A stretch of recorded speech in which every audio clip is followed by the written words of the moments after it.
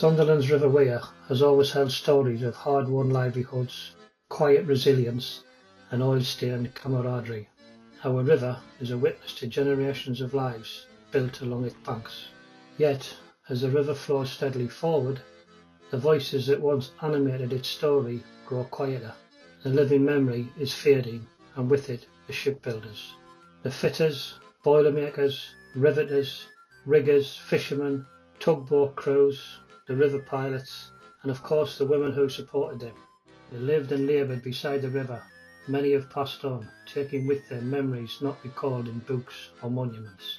By capturing these stories, we aim not only to document the human experience surrounding the River Wear, but also listen to history as told by those who lived it. Our river then ceases to be merely a map marker. It becomes a living archive of collective memory.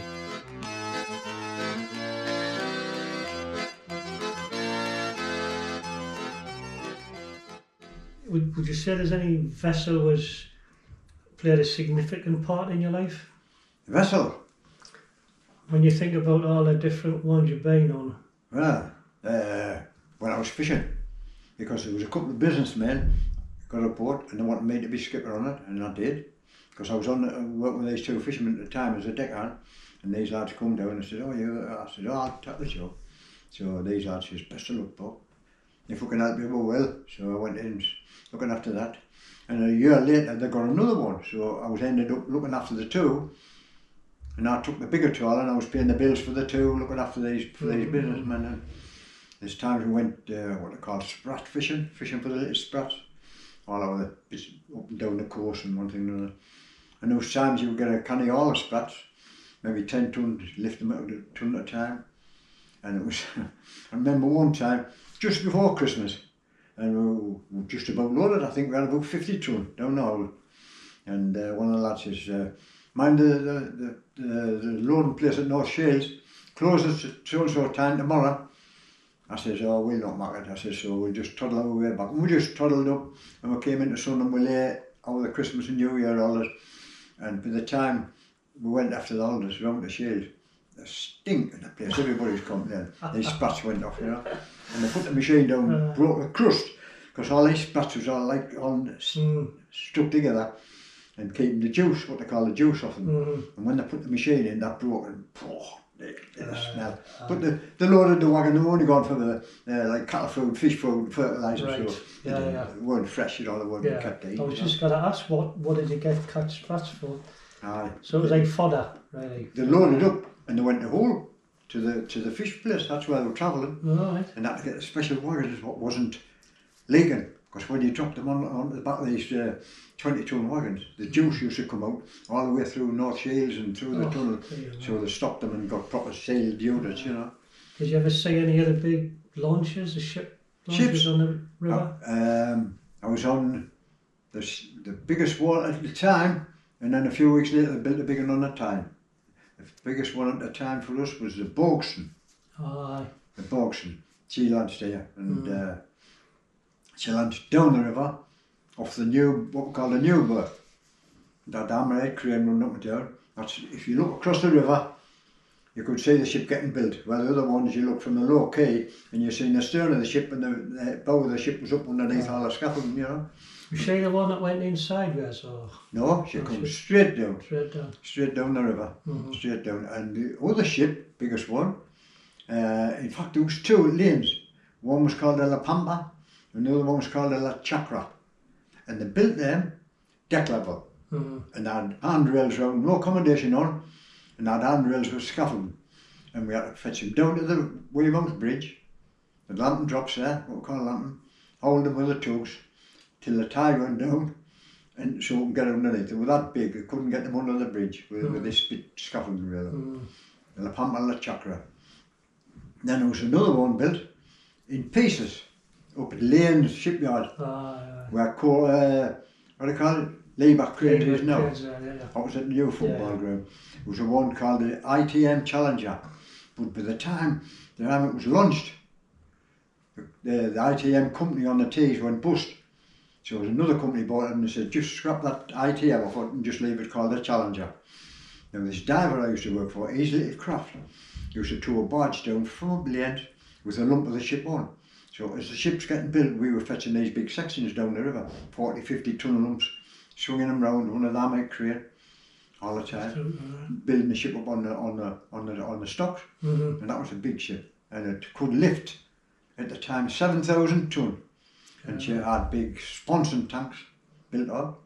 So when she lifted up, these filled with water, and the pumps was all computerised, it said, and as the ship lifted this weight around, she could pump the water across and keep her trim, you know.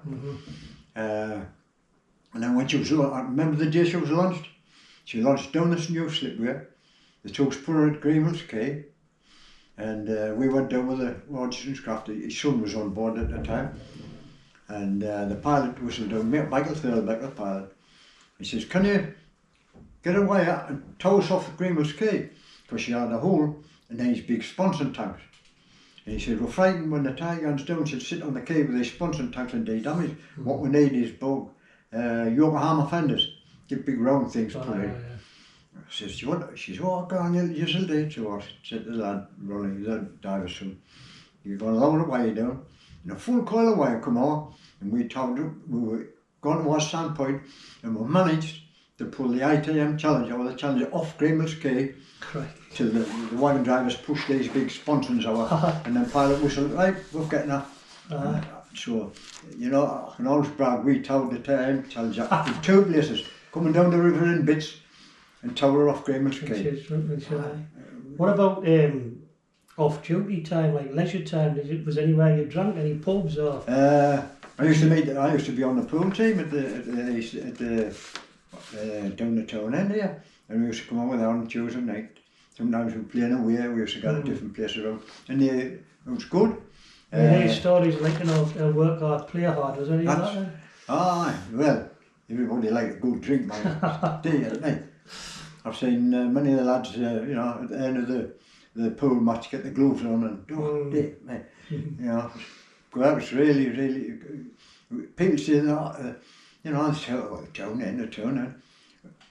If you live in the town end and you're brought up the way the town end has lived, you appreciate it because it was a rough place, and if you weren't tough enough, you got treaded on, you know. So, no, it was really good, and I liked my time. And then when I got married, I shifted to Red House and then down to Roker, and I've been there ever since. Red House was like a new town, Red House, luxury houses, you know. Yeah. The house next door to you, and then you had your own bathroom and toilet. Yeah. So where were you in relation to the Garths then? Addison's Buildings. You know the Garths as you're going up past the what they call the Boar's Head pub there, right? It's now an Italian restaurant. That was just opposite there was the Garths. Just as you got top of the bank, that was Harrison's Buildings. Yeah, on the left. Yes, on the right. Yeah, the white wall on the left. Right. Top of the old warehouse on Deepwater Quay. And across the road. And my father used to say, when he was young, he used to take his mates in the house because Harrison's Buildings was the first place in the north of England to have electric lights. Get away. Aye, and my father used to say, tap my mates in and say, "Look, lights on, lights on, lights on, lights on." Brilliant. And you didn't have a bathroom in there. No, you had to get washed in the bath tin. Old coal fire. And in part of the kitchen, there was a boiler where you filled it up with water and put my father. So was it like a communal toilet, not no? No, you had a toilet, man. You were lucky. You had a single toilet in a little room as big as this. Aye. And no hot water, just a one tap. Yeah. You know, and when my father was cleaning the boiler off and all that, you had to get a shovel of coals out the front fire and dash through the house and toss it in there, and the house was full of smoke and everything. To get the fire away, to boil up for washing and get the bath, and you used to sit in the front of the fire in the bath and your mum used to pour the water out. Oh, so I would probably like a good community spirit, yeah? Oh yes. Yeah. Everybody knew everybody and everything. And my father was in St John's Island. If anything happened to anybody, go and get copper. Go get copper. Knock on the door. My father's fell out and he's hurt his shoulder, Bobby. Right, get his ambulance back and away we go and put a splint on him and you know. And he was into watches. My father used to mend watches. Knock on the door. Bob, can you have a look at me watch for it? And my father used to open them up. He had a little bench. Open them up and put his glass on. Oh, you've owned it. Oh, much I said, When you were springing and that. Right, how much have I owed you? But you come back tomorrow for it. I'll give 2 bob. Aye. 2 shillings, 10 pence at the time. And that was a lot of money. All them 10 pence is mounted up. He was good. He had a Punch and Judy show. Did he? Full Punch and Judy show, and come towards Christmas time, he always, these different firms had Christmas do's on for the kids what worked there. People that worked there got their kids, and they was knock on the door. Let's have a look at my diary. I can come on the so-and-so Saturday. Right, you both. Will you come with us, son? I said, yeah. Give me a bit of hand to put the dolls on the hooks and oh no, that's the way to do it. Yeah. But yeah, police it was lovely.